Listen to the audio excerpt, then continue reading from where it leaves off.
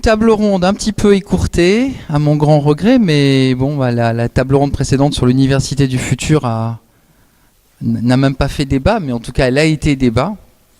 Et donc, on n'a qu'une petite demi-heure parce que, évidemment, on va être obligé de raccourcir notre propos pour respecter le temps des autres tables rondes. Alors, le titre initial de cette table ronde n'était pas celui-là. Et si la ville était un jardin, c'est le titre de remplacement. Le titre initial de cette table ronde était Nice est-elle une ville verte? Et ce titre-là a été remplacé parce que, bon, voilà, pour des raisons de programmation, on a considéré à un moment donné que c'était trop centré sur Nice et qu'on voulait aussi une réflexion plus large sur la ville.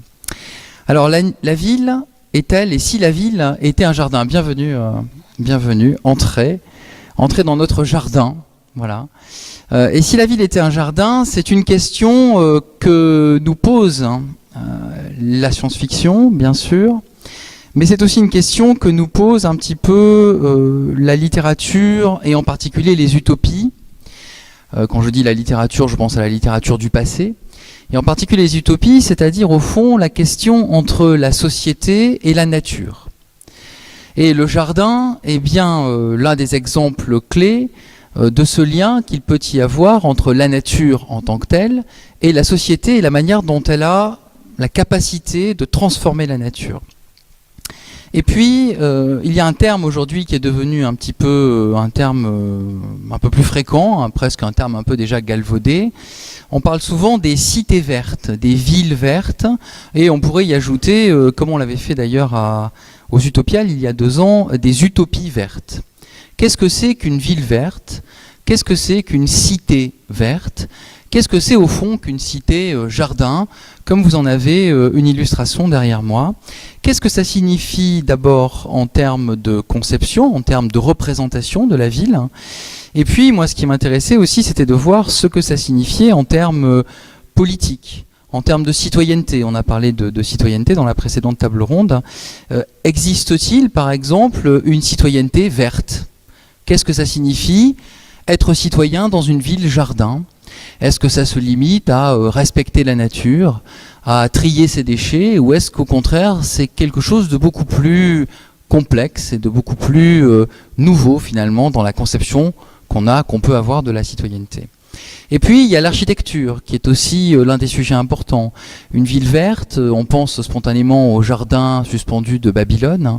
On pense à toutes ces villes-jardins qui ont été un petit peu théorisées à la fin du 19e siècle, notamment par les utopies socialistes et les utopistes socialistes de la fin du 19e siècle. Est-ce que c'est possible? Est-ce que vraiment tout le monde dans une ville, aujourd'hui, contemporaine, voire future, peut avoir accès à un jardin? Et puis, quel jardin?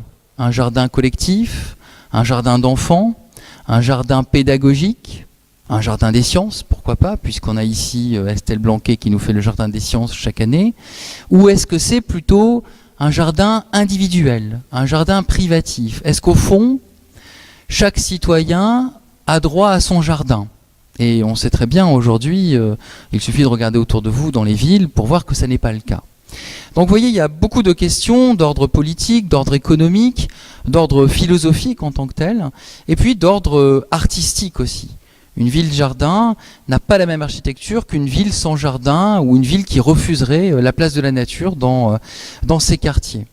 Et donc les projections sont aussi des projections d'ordre architectural, d'ordre artistique, des conceptions nouvelles. Par exemple, vous avez... Parmi les architectes qui s'intéressent à ces questions, vous avez par exemple l'architecte Vincent Calbeau, qui était venu à Nantes il y a 2 ans, donc j'en parle parce que j'avais beaucoup échangé avec lui à l'époque, et qui lui propose des bâtiments qui sont des jardins. Alors des jardins verticaux, des jardins torsadés, des jardins hélicoïdaux même parfois, et qui ont cette capacité, grâce à ces jardins, à quelque part entrer dans une logique d'autogestion des ressources, production locale, on parle souvent de petits jardins collectifs partagés, et tout ça peut faire partie d'une nouvelle conception de la ville. Donc ce que je vais proposer à mes intervenants, c'est de réfléchir à la manière dont l'imaginaire, dont la science-fiction nous propose au fond des utopies vertes crédibles, des cités-jardins réalisables, Ou au contraire, peut-être jugeront-ils que en aucun cas les visions de l'imaginaire ne sont véritablement utiles, si ce n'est comme un idéal très loin que l'on regarde comme un joli coucher de soleil, mais en sachant très bien qu'on ne l'atteindra jamais. Alors autour de moi, donc j'ai réuni Hélène Cruciani, qui est auteure, ingénieure dans l'aviation civile, c'est ça, et qui est notamment auteure de romans et de nouvelles, donc une auteure dans la programmation des Utopiales, et qui nous donnera son point de vue peut-être plus esthétique ou plus artistique de la ville-jardin, en tant qu'auteur en tout cas. À mes côtés, Yannick Rumpala, qui est politiste, enseignant-chercheur à l'Université de Nice, et qui notamment a travaillé sur les politiques publiques du développement durable. Donc ça c'est pour son côté politiste, qui est l'un des experts, l'un des chercheurs les plus avancés sur ces questions de développement durable, de qu'est-ce que ça signifie entrer dans une logique de développement durable, notamment à l'échelle urbaine. Mais c'est aussi un très bon connaisseur de la littérature de science-fiction, et c'est notamment, Yannick est notamment aussi un spécialiste de Ian Banks et de son cycle de la culture, qui propose justement, qui a l'avantage, cet auteur écossais qui nous a prématurément quittés, qui a l'avantage de proposer, je dirais, non pas des utopies réalisables, mais des cités futures qui peuvent renseigner nos conceptions, les conceptions que nous avons aujourd'hui de la cité idéale. Et puis, à ma gauche, Jean-Luc Gautereau, qui est philosophe, très impliqué aussi dans l'innovation pédagogique, puisqu'il podcaste ses cours depuis des années, qui est un philosophe très intéressé sur l'histoire des sciences, qui est aussi un chercheur qui travaille sur la science-fiction et notamment sur les racines culturelles de la science-fiction. Il a travaillé notamment sur Zamiatine, Nous autres, de Evgeny Zamiatine, et il s'intéresse donc évidemment aux aspects politiques de la science-fiction et aux aspects prospectifs et politiques de la recherche philosophique sur la science-fiction. Donc il nous parlera aussi de sa conception peut-être de la cité idéale. Alors j'ai envie de dire à tout seigneur, tout auteur, on va commencer par Hélène. Hélène, très simplement, je fais une introduction un peu longue, mais c'était pour que vous compreniez ce que j'attendais un petit peu de vous.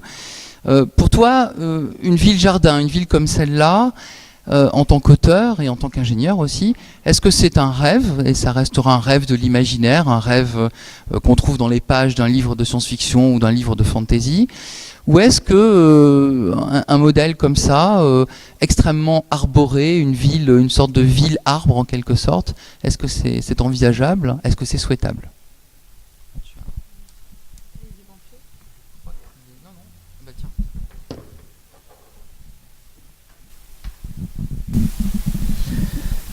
Bonjour. Pour répondre à la question, donc, je dirais que c'est devenu une nécessité de toute façon de réintroduire la nature dans la ville. Dans mes écrits, je n'ai pas spécifiquement traité du sujet, mais il est apparu naturellement en toile de fond, parce que je pense que l'homme est d'abord beaucoup trop coupé de la nature et qu'il en souffre énormément, et que donc c'est une tendance qui va s'accélérer. On a déjà beaucoup de projets qui sont visibles au niveau des architectes et qui sont même en cours de réalisation. Je pense à un projet en Suède d'une sphère géante qui contiendra des cultures, qui est en cours de réalisation. On ne sait pas encore si ça va vraiment fonctionner. Dans les derniers romans que j'ai écrits, qui se passent à New York, en fait, il apparaît évident qu'il faut trouver des solutions, puisqu'en 2050, on sait qu'il y aura 80% de la population qui sera urbaine. J'ai donc un de mes personnages qui habite dans une ferme urbaine. Je me suis inspirée de recherches très poussées d'un cabinet d'architectes qui ont démontré qu'il est tout à fait possible d'avoir des fermes urbaines, des grands bâtiments qui ont donc celui-là 2 éoliennes sur le toit, en laissant passer des puits de lumière parce que les plantes ont besoin de lumière. Voilà, et j'ai aussi, étant donné que ça se situe à New York, qui va être d'ici 100 ans, 7% du territoire de New York sera recouvert par les eaux. La solution pourrait être justement la réintroduction des végétaux. Et je me suis inspirée d'un projet donc, de réintroduction des marais, des marécages dans New York. Parce que les marécages étant un milieu naturellement capable d'absorber l'humidité, d'absorber la montée des eaux, il y a ce projet qui est tout à fait viable, qui demandera beaucoup de moyens financiers, puisqu'il faudra refaire toute la structuration du front de mer avec des rues poreuses qui retiendront l'eau. Mais pour le maire de New York, c'est d'ores et déjà des projets qui regardent de très près sinon New York sera submergée, c'est certain. Voilà, donc dans mon roman, j'ai traité ces deux aspects de façon plus ou moins optimiste. Bon, j'ai un peu cédé au catastrophisme qui marche toujours très bien en science-fiction, en dévalorisant un peu cette ferme urbaine qui finalement voit la découverte de nouveaux parasites, puisque c'est un fonctionnement hydroponique qui n'est pas évident à réaliser et qui nous réserve seulement des surprises. Je voulais aussi par là montrer que la nature n'était pas une grande machinerie qu'on pouvait utiliser facilement sans qu'elle nous pose des problèmes. Et au niveau du marais, dans mon roman, c'est quelque chose qui fonctionne très très bien, parce que les New-Yorkais sont sauvés des eaux grâce à lui. Et je me suis posé la question à l'occasion de cette table ronde, justement, parce que ce sont des détails de toile de fond dans mon roman, mais je me suis demandé pourquoi est-ce que j'ai fait échouer la ferme urbaine et pourquoi est-ce que j'ai fait réussir les marais. Alors c'était intéressant de se rendre compte qu'en fait, pour moi, la ferme urbaine, c'était une espèce d'artificialisation de la nature qui pouvait être très discutable. D'ailleurs, il y a beaucoup d'opposants au projet de ferme urbaine qui brandissent cet argument pour s'y opposer. Pour moi, le marais, étant donné que New York a été une zone marécageuse qu'on a asséchée, c'était plus légitime pour moi de redonner la nature, de redonner sa place à la nature. Mais quand on y réfléchit bien, qu'est-ce que c'est vraiment que la nature, en fait, elle a toujours été touchée par la main de l'homme. Et je trouve que c'est très difficile de savoir quelle est la limite entre ce qui est l'artificialisation de la nature et une utilisation en fait légitime, ou qui redonnerait son rôle primitif à la nature. C'est une vaste question, je pense, qui est intéressante à poser. Et sinon, au niveau de la ville verte, dans mon roman, j'ai bien sûr la limitation de l'utilisation de l'énergie, parce qu'on sait qu'on va en manquer. Donc j'ai des quotas d'énergie de confort. Donc dans les habitations, l'énergie des appareils s'arrête quand on a dépassé le quota. Donc la climatisation s'arrête, le lit électrique qui vous masse s'arrête. Et alors là, j'ai aussi rendu mes personnages un peu rebelles, c'est-à-dire qu'il y en a qui vont trifouiller les circuits pour faire des réseaux parasites pour récupérer de l'énergie. Ça pose effectivement toute la question de la citoyenneté. Comment se conjugue la citoyenneté? Il faut faire un effort en fait collectif. Et c'est vrai qu'on est dans un monde qui est devenu très très individualiste. Donc il faudra repenser toute cette citoyenneté, je pense, pour réussir à vivre dans ce genre de ville. J'ai un autre exemple avec des voitures à air comprimé qui sont en réseau libre d'accès. Donc par un tatouage électronique, on peut les utiliser donc pour réduire la pollution, et là, un autre problème se pose, étant régulé, on va connaître étant tatoué électroniquement, et voyageant comme ça, on va pouvoir connaître notre trajet, connaître où on va, à quelle heure. Et donc là, le problème du Big Brother ville verte se pose. Voilà, donc on a la ville d'Amsterdam, par exemple, qui est en train de mettre un système au point pour que l'énergie soit vraiment régulée, pour qu'on sache exactement ce qui est consommé et où. Et beaucoup y voient une atteinte à la liberté individuelle. Donc la tyrannie verte pourrait ne pas être loin. Donc c'est une question aussi qu'il faut se poser au niveau de la citoyenneté. Voilà. Mais je pense que ça s'inscrit la ville verte s'inscrit dans quelque chose de plus vaste encore. Pardon. Non, je voulais que tu sois plus près du micro. Pardon. Voilà. Parce que la réintroduction de la nature, je trouve qu'elle va avec aussi un questionnement sur notre propre nature à nous, sur ce qu'on a envie de continuer à lui faire subir ou non. Parce que j'ai entendu parler d'un mouvement très intéressant qui s'appelle les città slow, qui sont des villes lentes. C'est un mouvement qui est né en Italie, donc il y en a plus de 100 au monde.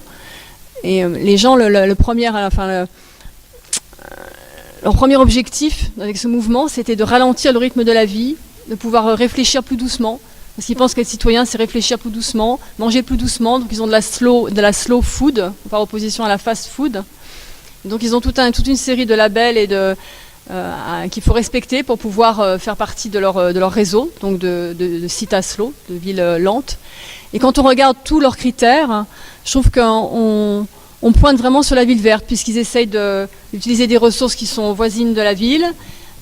Ils veulent l'utilisation de technologies vertes. Ils veulent donc on s'inscrit dans un mouvement global de questionnement sur la ville, je trouve. Voilà.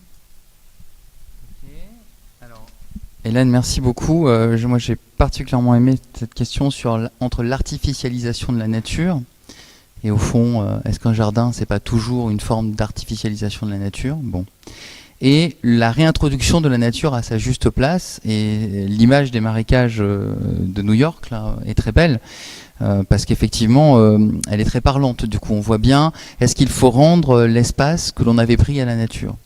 Alors, entre réintroduire la nature et artificialiser la nature, se pose vraiment la question vraiment de ce que c'est qu'une cité-jardin. Est-ce que c'est ce chemin? Quel chemin on choisit?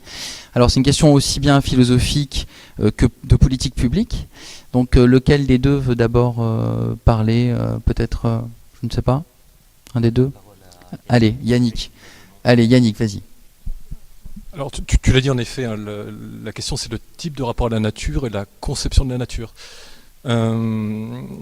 Déjà parler de jardin, le terme de jardin dans une conceptualisation telle que tu l'as prise, c'est déjà une vision organisée du rapport à la nature. Donc premier point, et puis on sait qu'il y a différents types de jardins, qui peut être un jardin à la française, un jardin à l'anglaise, un jardin à la japonaise, qui donne une impression de naturalité, mais qui est absolument pas naturel.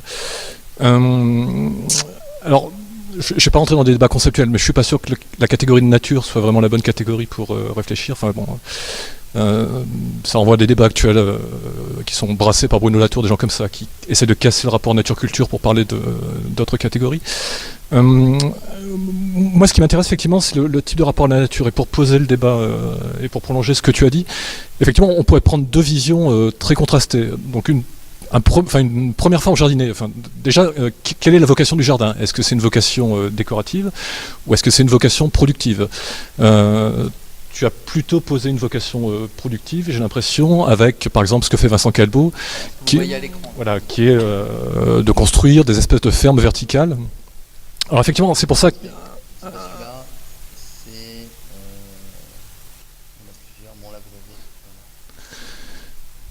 Mais l'idée en gros pour ceux qui l'ont déjà vu, c'est de rassembler dans des tours des formes de culture et d'élevage avec des formes de bouclage des cycles. Donc les déchets de l'élevage permettant de nourrir certains processus. Et on peut boucler, effectivement, produire de manière assez intensive en régulant tous les paramètres des cycles productifs, donc eau, nutriments, lumière, etc. Et en concentrant cette production sur un espace relativement limité. Donc c'est pour ça que dans ce cas-là, voilà, qu'est-ce qui est encore de la nature là-dedans? C'est plus tout à fait de la nature, ce sont des mécanismes biochimiques qui sont instrumentalisés à des fins productives. Et on pourrait contraster cette vision avec une autre qui serait effectivement le maintien d'espaces productifs. Je sais pas, typiquement ça serait transformer la promenade des Anglais en espace productif, pourquoi pas. Et ça pourrait rejoindre un projet qui est actuellement développé, qui est ce qu'on appelle les incroyables comestibles. Je sais pas si certains d'entre vous en ont entendu parler.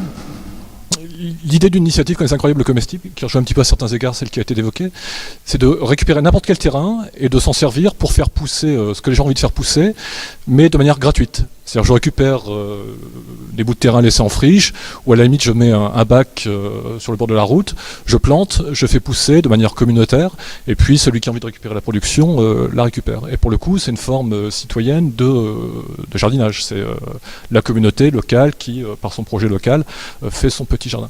Donc on peut effectivement adopter une vision très contrastée, avec d'un côté la version hyper techniciste, qui serait donc de concentrer une forme de production dans des espaces limités avec une forte densité technique, et puis une version un peu plus citoyenne, un peu plus slow, qui rejoindrait aussi ce qu'on appelle le projet des villes en transition, qui est un autre projet qui a pris naissance au Royaume-Uni, qui consiste effectivement à essayer de préparer l'après-pétrole, et donc à éviter que les produits alimentaires viennent des quatre coins de la planète, et à faire en sorte que tout ce qui est alimentaire soit produit le plus localement possible.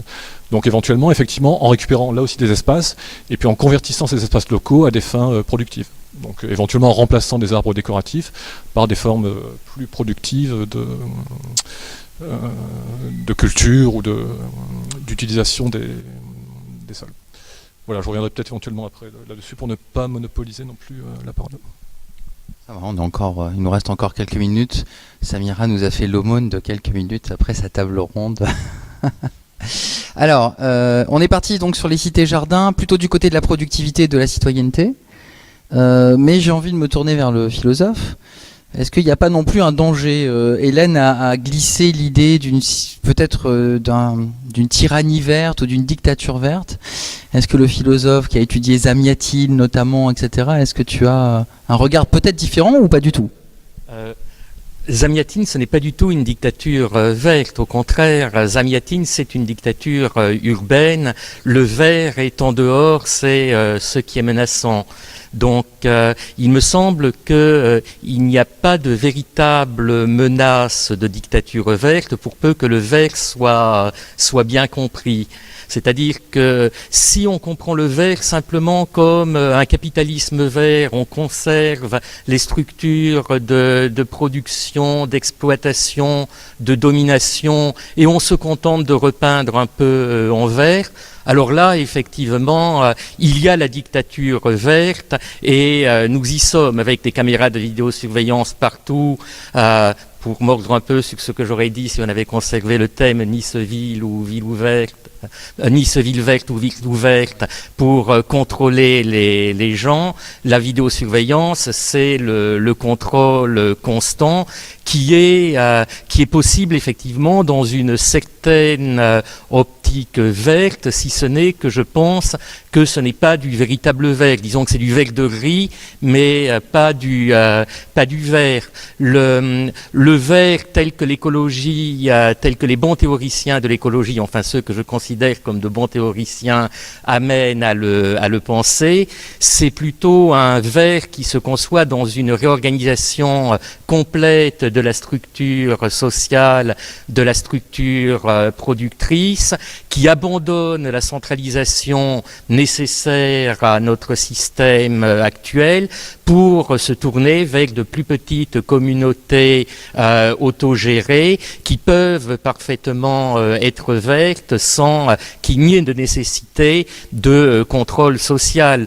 Enfin, il me semble que le gaspillage énergétique actuel, ce n'est pas tant les citoyens individuels qui laissent trop couler leur robinet ou qui chauffent un peu trop chez eux qui en sont à la base, c'est plutôt la production de matériel conçu pour être rapidement obsolète et qui doit être renouvelé. Enfin, la grande consommation énergétique, le grand gaspillage, c'est au niveau de l'industrie. Si on refond fondamentalement l'industrie, qu'on la conçoit en fonction des besoins humains et non pas en fonction du profit, il y a, me semble-t-il, la possibilité d'aller vers une société qui soit à la fois verte et ouverte. En même temps, je dois l'avouer, je suis incapable de donner les moyens précis d'y aller. Je ne peux donner ça que comme une vague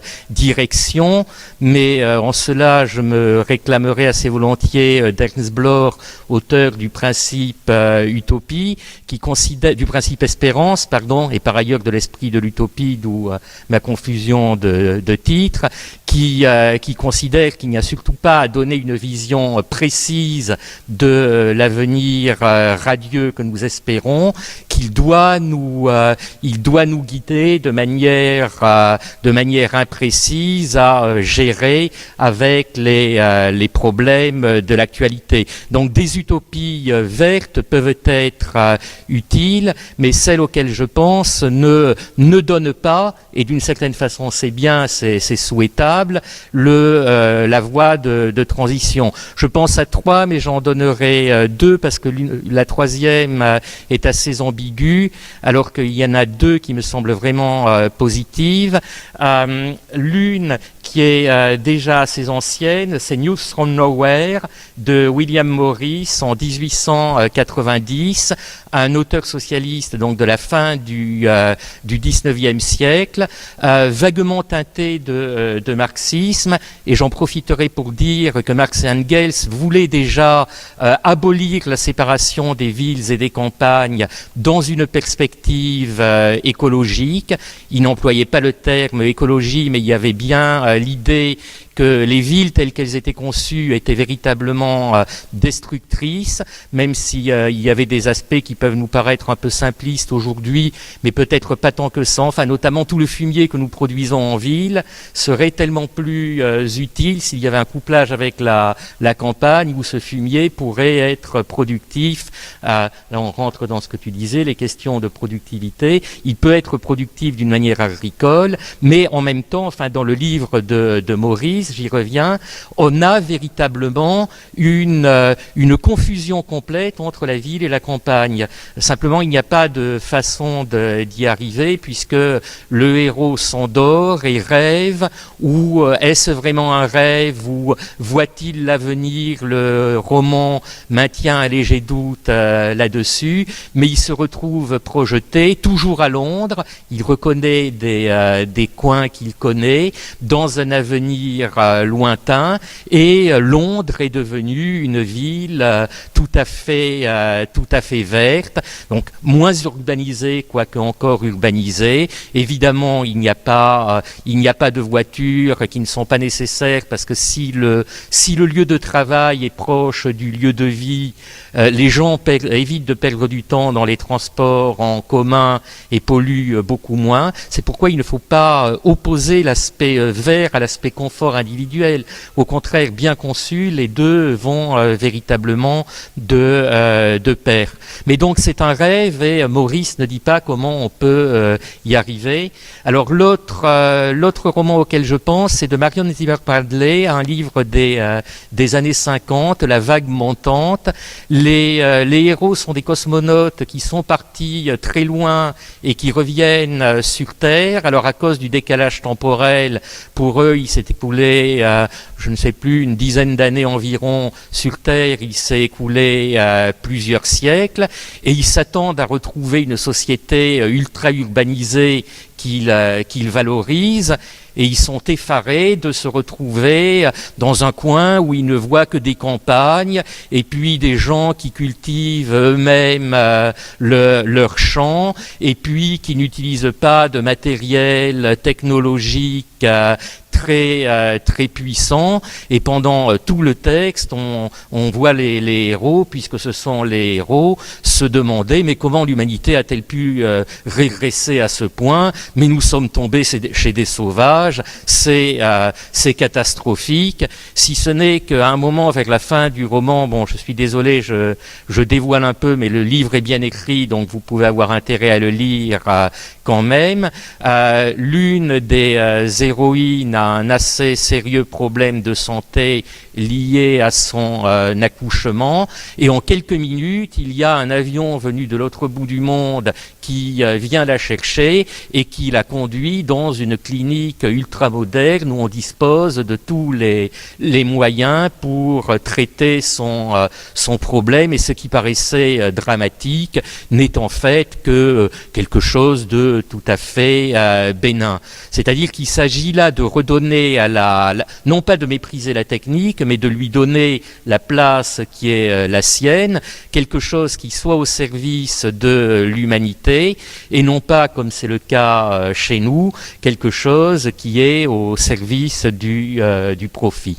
Voilà, je crois que j'avais dit que je serais court, mais j'ai peut-être été un peu long, donc même je pourrais parler encore pendant une demi-heure, mais je redonne le micro à Hugo. Ok, merci pour très structurer cette intervention qui montre que finalement, oui, il n'y a pas, comme on peut le craindre, il n'y a pas forcément un risque de dictature verte, et qu'il y a aussi toute une manière d'envisager qu'au contraire, ce soit porteur de quelque chose de très positif, la réintroduction de la nature, soit en tout cas la transformation de la ville en jardin, avec la question de la production des ressources locales, comme tu l'as très bien dit, avec malgré tout l'absence de clé de transition. C'est-à-dire qu'on se situe dans un futur. On a vu Nice, ville brune. Donc on a fait un saut comme ça, on n'a pas eu tout à fait, on sait que ça a commencé en 2028, donc c'est en 2028 qu'il faut commencer vraiment à faire attention, peut-être, ou en tout cas dès demain. En tout cas, on n'a pas vu, voilà, on pourrait faire pareil pour Nice, ville verte. C'était d'ailleurs le projet de cette table ronde, qui s'appelait comme ça. Peut-être par rapport à Yann Banks, parce que tu as beaucoup travaillé, est-ce qu'il y a cette dimension ce rôle du jardin sous la plume de Ian Banks. Parce qu'on sait que dans Ian Banks, donc si vous connaissez peut-être un peu la science-fiction de Ian Banks, le cycle de la culture, on a un monde futuriste très lointain, plutôt positif, et entièrement géré, ou en tout cas très largement géré par des intelligences artificielles, qui vont assumer en quelque sorte tous les rôles de gestion, d'organisation, d'orchestration de la société, laissant finalement aux êtres humains eux-mêmes plutôt le plaisir hédoniste de vivre leur vie, au sens très large du terme. Et justement, est-ce qu'il y a cette dimension de ville-jardin dans Ian Banks? Est-ce que la culture apporte une réponse à cette question peut-être?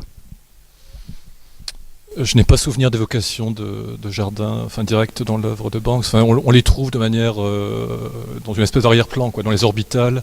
Donc c'est en guise de décor qui est parfois traversé par les protagonistes. Et effectivement, c'est plutôt lorsqu'on les voit à vocation décorative. Et l'hypothèse implicite qui est faite, c'est que la production, elle est automatisée dans des sphères qu'on voit assez peu finalement. Je vais plutôt revenir sur l'intervention de Jean-Luc. Je suis assez étonné qu'il n'ait pas cité Ernest Callenbach, qui est peut-être une vision pour le coup plus récente. Moi, je suis pas convaincu par le bouquin de Bradley, que je trouve assez pas forcément bien écrit, puis assez simpliste de son évocation. Enfin, c'est surtout ce qu'elle met en jeu, c'est le rapport à la science, quoi. Enfin, son idée centrale, c'est voilà, il faut remettre la technoscience à ce qui est supposé sa juste place, ce qui ne dit pas grand-chose de comment on fait, et puis voilà, quelle est la manière de concevoir sa juste place. Donc, disais-je, je suis étonné que tu n'aies pas cité Callenbach avec un roman principal, puis un deuxième qui fait aussi de suite. Un roman qui s'appelle Ecotopia, qui est typique de l'état d'esprit des années 70, qui sort presque au mi-temps des années 70, qui décrit en fait quelques États de la côte ouest américaine qui font sécession, qui décident de se retirer des États-Unis pour fonder donc une écotopie, comme l'appelle Callenbach, avec pour le coup des principes écologiques. C'est-à-dire qu'effectivement, la taille des villes est limitée, les moyens de transport motorisés sont quasiment bannis, c'est-à-dire que le vélo privilégié. Et c'est possible, parce que la taille des villes étant réduite, on peut se déplacer par des moyens non polluants et non motorisés. Le recyclage est quasi obligatoire. Alors c'est très imprégné des idées hippies qui traînaient à l'époque. Et effectivement, l'idée, c'est pour pouvoir mettre en place une utopie écologiste, il faut faire sécession et se retirer du monde capitaliste et productiviste qui est celui des États-Unis.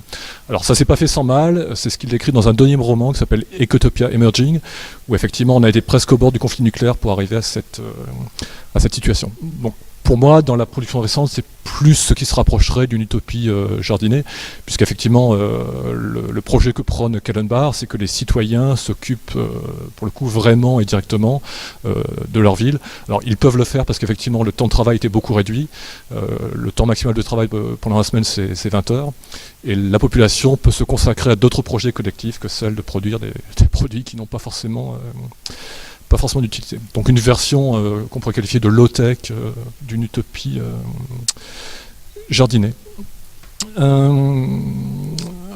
Pour montrer aussi que c'est vraiment qu'il y a une part de politique dans ces projets-là. Tout à l'heure, on avait contesté les fermes verticales. Il y a un autre enjeu qui est très important actuellement, me semble-t-il, sur ce point, c'est le maintien, pour le coup, d'une véritable agriculture urbaine. Alors j'imagine que les gens qui sont ici sont niçois pour la plupart. Je ne sais pas si vous suivez les débats qui ont lieu actuellement sur ce qui est en train de devenir la plaine du Var, où on avait pour l'instant encore un relatif espace agricole qui était préservé et qui risque d'être, je vois qu'il y a des gens qui apparemment connaissent le dossier, et qui risque de disparaître. Alors mais rassurez-vous, le tout sera labellisé HQE, haute qualité environnementale, vous aurez des beaux bâtiments développement durable, mais nous aurons... Hein, l'éco-vallée, tout à fait, oui. Voilà. Mais nous aurons perdu un des rares... voilà. C'est beau, c'est HQE. Voilà, rassurez-vous, tout sera en énergie positive, en termes de développement durable, on respectera les normes, il n'y a pas de souci. Sauf que ça pose une autre question qui effectivement, j'ai employé un terme un petit peu technique, qui commence à susciter beaucoup de réflexions, qui est la question de la résilience. C'est comment des villes peuvent s'adapter potentiellement à un choc qui les toucherait. Donc typiquement, je sais pas, catastrophe écologique ou tremblement de terre ou conflit armé assez violent. Comment une ville fait-elle pour vivre ou survivre dans ce type de conditions? Il y a des travaux qui ont été faits qui montrent que dans les logiques de fonctionnement actuelles, une ville, ça tient 2-3 jours. Et après, forcément, hein, on est en flux tendu. Aujourd'hui, une grande surface, il n'y a pas de stock. Quand on est en école de commerce, ce qu'on vous apprend, c'est que les stocks, c'est mauvais. Donc il faut forcément fonctionner en flux tendu. Donc chaque matin, arrivent les camions au cul des supermarchés pour décharger les marchandises. Il n'y a pas de stock. Flux tendu, optimisation des flux, et tout est efficace. Sauf qu'effectivement, ce que montrent un certain nombre de travaux, il y a des travaux britanniques notamment là-dessus, c'est qu'une ville, ça tient à ce rythme-là 2-3 jours. Et au-delà de ces 2-3 jours, il n'y a plus rien dans les rayons, quoi. Donc imaginez une fois que vous avez fait le plein de vos boîtes de conserve, que toutes vos boîtes de conserve ont été utilisées, c'est comment est-ce que vous faites pour faire vivre dans une ville de plusieurs dizaines, centaines de milliers d'habitants. Quand il n'y a plus d'agriculture locale et de moyens de production locale, votre ville, elle est foutue, quoi. Et imaginez qu'à fortiori, si tout ce qui paraît naturel aujourd'hui, hein, électricité, eau, infrastructure téléphonique, imaginez que tout soit interrompu. Enfin, essayez de faire l'expérience, vivez une journée sans eau ou sans électricité, ça devient assez rapidement compliqué. Donc comment est-ce qu'une collectivité fait pour vivre dans ce type de conditions? Et c'est tout ce qui tourne autour de la réflexion sur ce qu'on appelle la résilience. C'est-à-dire comment, à partir d'un état de choc initial, un collectif humain fait malgré tout pour retrouver une forme d'état d'équilibre et lui assurer des conditions d'existence relativement appréciables. Peut-être sur la notion de confort, en fait. Quand je disais que le confort risquait peut-être de changer, c'est pas au niveau de la baisse de confort, c'est plus au niveau d'une nouvelle façon de l'envisager.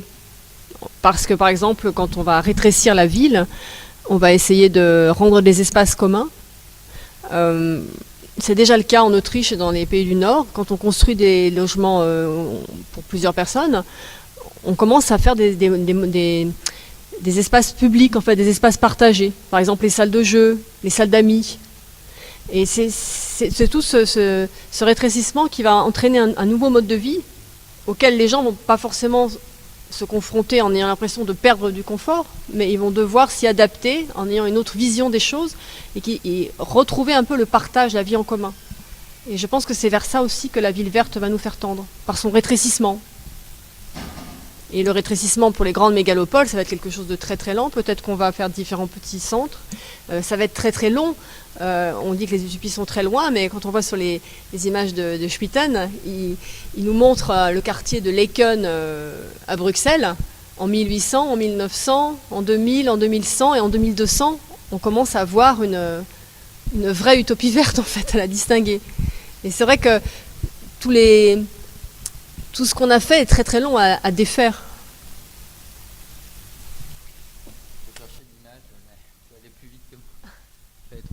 Presque l'image de Skeuten. Il nous reste 3 minutes pour respecter le temps. Est-ce qu'il y a des questions parmi vous, parmi les gens du public, sur cette cité-jardin dont nous avons essayé de brosser un petit peu les traits, sur des enjeux de productivité, sur des enjeux de citoyenneté, sur des enjeux justement d'autonomie, mais aussi de confort?